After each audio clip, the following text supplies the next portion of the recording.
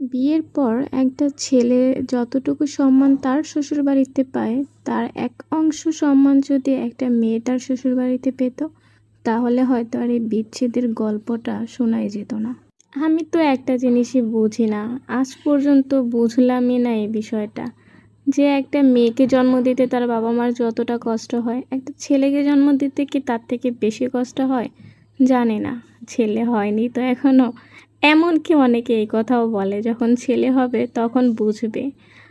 এখন আমার কথা হলো, ছেলে হলে যদি এমনটাই হয় যে ছেলের মাদের সব সময় দামটা একটু বেশি থাকবে, সব সময় মেয়ের মাদেরকে তুচ্ছ তাচ্ছিল্য করা হবে, একটা ছেলে জন্ম দিয়েছি বলে সব সময় বুক উঁচু করে বলবো আমি ছেলের মা, আর একটা মেয়ের মাকে সবসময় তুচ্ছ তাচ্ছিল্য করে বলবো তুই তো মেয়ের মা, তুই কি বুঝবি ছেলের কদর।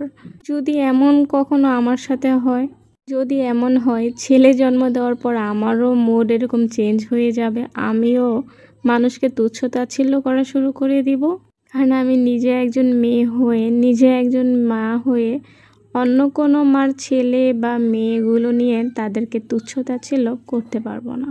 সন্তান সন্তানই হয়, সে ছেলে হোক আর মেয়ে হোক। প্রত্যেকটা সন্তানকে মানুষ করতেই প্রত্যেকটা মা বাবা অনেক অনেক কষ্ট করে। এক একটা পরিবারে এক একটা সন্তান মানুষ করার জন্য এক একটা ইতিহাস রয়েছে। কেউ কারো ইতিহাস জানে না আর জানতেও চায় না। প্রত্যেকটা কাজেই কষ্ট। যে রিক্সা চালায় সেও অনেক কষ্ট করে, আর যে ডাক্তারি করে সেও অনেক কষ্ট করে। একজন ডাক্তারের কষ্ট যেমন একজন রিক্সা চালক বুঝবে না, তেমনি একজন রিক্সা চালকের কষ্টও কখনো একজন ডক্টর বুঝবে না। সে ডক্টর হয়েছে বলে কি তার কোনো কষ্ট হয় না? সে কষ্ট করেনি, এই পর্যন্ত আসতে তার অনেক কষ্ট করতে হয়েছে। এমনকি সে পরিবার পরিজন সন্তান সব কিছু ফেলে দিয়ে সারাদিন মানুষের সেবায় নিয়োজিত থাকে। এটাও তার জায়গা থেকে তার জন্য অনেক কষ্টদায়ক। ঠিক তেমনি একজন রিক্সা চালক, সে সারা দিন রাত রোদে পড়ে বৃষ্টিতে ভিজে কষ্ট করে তার সন্তানদের মানুষ করতেছে। এখানে তার কষ্ট বোঝার ক্ষমতা যেমন ডাক্তারের নেই, তেমনি ডাক্তারের কষ্ট বোঝার ক্ষমতা ওই রিক্সা চালকের নেই।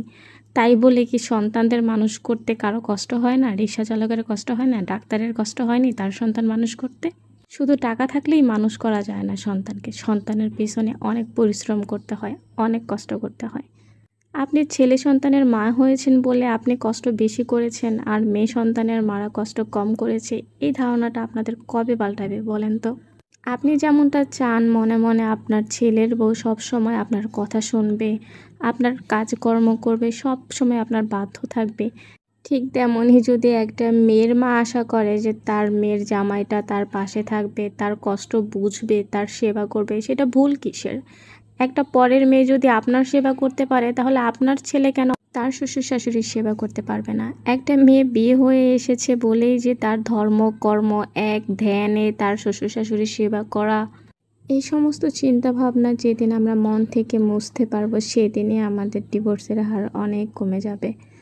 আপনার ছেলে যদি তার শ্বশুর শাশুড়ির খোঁজ খবর রাখলে, খেদমত করলে আপনার খারাপ লাগে, তাহলে আপনার খেদমত যে আপনার ছেলের বউ করবে সেই আশা আপনি কি করে করেন? আপনার ছেলের বউ বলেই যে তার উপর জোর জবরদস্তি করবেন, সব কিছু চাপিয়ে দিবেন, এটা তো ঠিক না, তাই না?